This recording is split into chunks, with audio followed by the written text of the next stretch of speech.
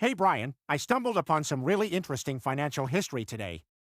Have you ever heard of something called the Corn Laws? Corn laws? That sounds really agricultural.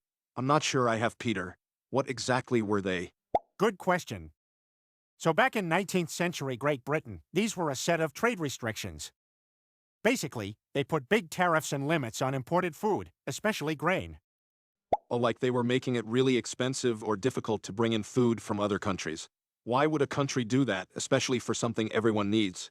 Exactly that. The main reason was to protect domestic farmers and landowners.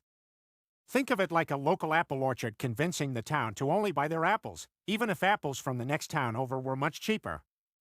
I see what you mean. So the idea was to keep the local farmers in business, which sounds kind of reasonable on the surface. It does, but the big consequence was that it drove up the price of bread and other basic foods for everyone else in Britain. Ordinary working people really struggled because their food costs soared. Wow, so it was a huge economic policy that made daily life much harder for most people, just to benefit a specific group of landowners.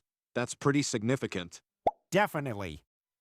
It sparked a lot of political debate and protests back then, showing how international trade policies can have a massive impact on everyday citizens. It was a big deal for global trade too. I'm amazed. I never connected something so old with such clear modern economic ideas about protectionism versus free trade. That makes total sense now, Peter. Right? It's a perfect example of how government rules on imports and exports can completely reshape a country's economy and social structure. Got it? I absolutely do. Restricting imports to help local producers, but at a cost to consumers. That's a great way to put it.